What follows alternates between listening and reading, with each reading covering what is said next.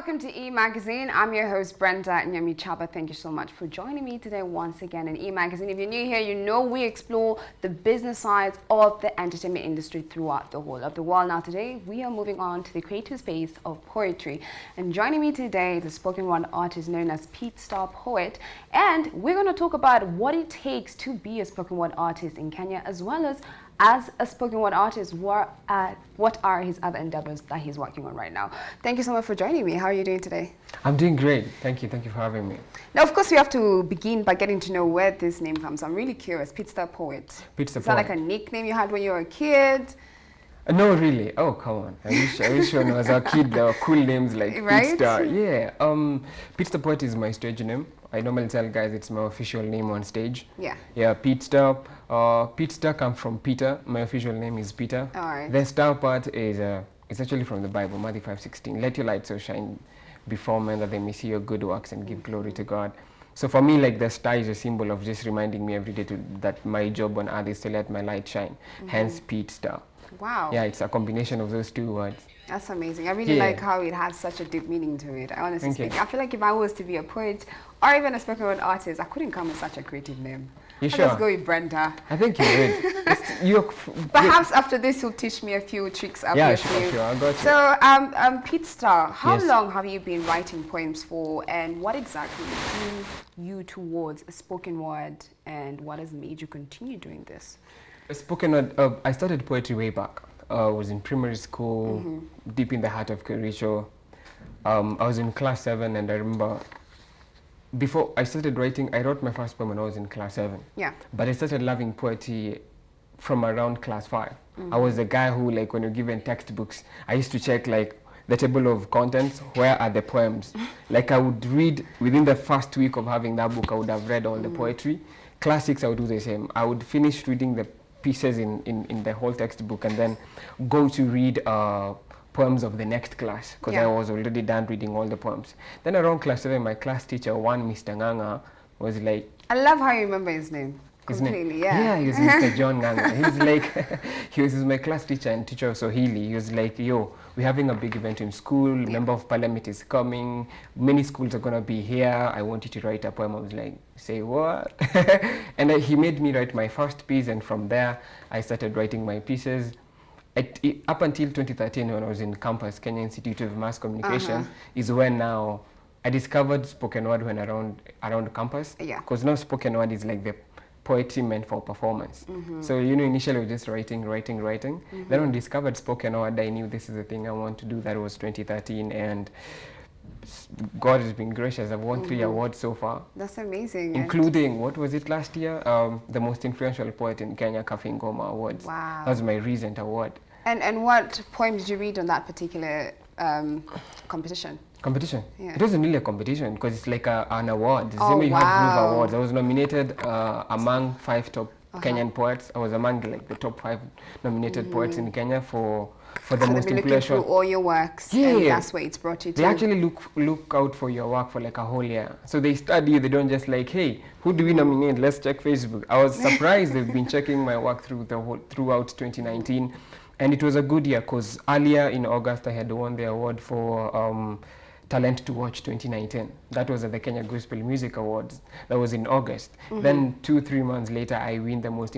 So I think it's sort of the second award I feel validated the first one, because like Talent to Watch 2019, and then I win the most influential poet around 3 months later. And I'm happy that you mentioned that, because now I'm quite curious, because would you say an individual who's a creative in that space of spoken word and just poetry itself, is it big in Kenya? Because I feel like it's a small community, we don't get to hear about it so much and experience this amazing work that you guys do. Well, thank God for platforms like this. Guys are getting to know more about poetry. Poetry is as old as life is. Yes. I feel, right? It is. Yeah, but spoken word, I feel, is what is sort of breaking that ceiling for poetry. Because spoken word, what has done is it has brought poetry from books to stage. And I believe that's actually the reason why poetry is getting bigger day by day. Like, I know guys who do poetry full time. Yeah. If I quit photography, video, everything, I would be comfortable doing spoken word full time. Yeah. It's getting there.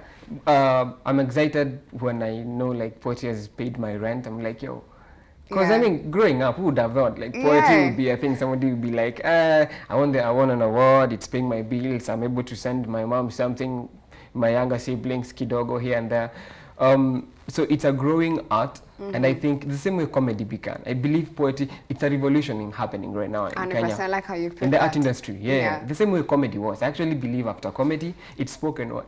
Well, so we're going to be in a space where we're actually paying tickets to go watch, slam poetry happening in Kenya. It happens. Oh, yes. It's been there. Before even began spoken word, there were slam competitions happening. It's true. Yeah. It's only that I think at that time, it wasn't mainstream. So like in the poetry community, they knew that these slams happening, guys knew each other. But I think what we've done with spoken word, which is now the performance side of poetry, is bring poetry to television, bring poetry to like radio stations. You sing poems, you sing concerts happening. Yeah. I think that's a beautiful thing. But Kitambo, like, where would you go for poetry? I don't remember any poet coming to my school to perform. I like how you put that. Now, speaking of poetry itself right now, as far as you are in your career, it has opened a lot of doors. And I want you to share with those opportunities that you've come across because of this amazing art and skill that you have. Like places I performed or something? Places you performed. Maybe some brands that have come on to try and work with you in certain things. Could share with that. Wow. It's a lot and I'm grateful for. I remember I've had organizations that just called me telling me, hey, we have an event happening. We want you to write, like, was it last year, December, there was an event on marketing happening in Upper Hill. I can't remember the hotel. And they're like, hey, we need a creative to write a piece about marketing in this digital space. And I wrote a piece within a day, and I was the only artist performing at the platform. And I think that's the unique thing about spoken word. You can write a customized piece. And so guys, organizations, and brands that want artists to articulate certain message can be like so glad to work with poets. Not just about me. I've worked with some organizations on matters reproductive health. I've been called, hey, we're talking about child reproductive health. Pete, write a piece about that. I'm forgetting the name of these organizations. So but clearly, it makes you be quite really diverse in terms of the issues you're talking about. Very much. These different platforms you're doing. Yeah. And speaking of that, I mean, I'm sure you've done a million performances, honestly speaking. KICC, I can't Kubamba would be mad if I don't mention this. Like, was the only poet end of year event, KICC, TSO, totally sold out show, which is normally like this end of year event. I was the only spoken word poet featured at KICC. That was amazing. I also work with an organization. As an artist, I've partnered with an organization called 1,000 Voices. They're called the Nairobi Adventist Ensemble Foundation. And so what they're doing is like they do these events. Like 2017, they did a major event at KICC called 1,000 Voices for Peace. Then the second one they did was 1,000 Voices for Turkana. You remember when guys were contributing for the less fortunate in Turkana? They also did an event, and I've been glad to perform on both their platforms. And this year they're doing something called 1,000 Voices for Integrity, which I'm the spoken word artist who's going to be working on the piece on integrity. So those are just like a few platforms I've been able to perform. Of course, I've been in Kisumu, other places around the country. You'll be globe trekking. Now, I just want to touch another issue just before we move on to just getting to know more about your poetry work itself and trying to understand some of the issues you tackle when you do your spoken word. I just wanted you to tell me about the foundation, the movement you started called Kingdom Poetry Africa, and just tell me more about it. What's the initiative behind it? Oh, I'm a kingdom poet because I realized like there's not so many poets who are doing what I was doing. Like there's only one poet, number 8, who's on NTV, Dan Mwangi, does business news and stuff, who is like just doing, he's a Christian and was doing faith-based poetry. And in the beginning, spoken word, everybody was doing whatever they want to talk about, love, the diversity in themes and all that. But for me, I found like I was leaning towards the Christian side, like using my faith as a form of perspective in my pieces. And so I felt, hey, we need to also address these issues from this perspective of who we are. Because I felt, Christians also need to do more. Like, there's nothing wrong with a gospel artist writing a piece about corruption. We need to see more of that, I feel. So, so I founded this movement called Kingdom Poetry Africa. I have like the guys who are established, which is like guys who do this poetry, who come together. Basically, their main agenda is just positivity and just wanting to see society do well.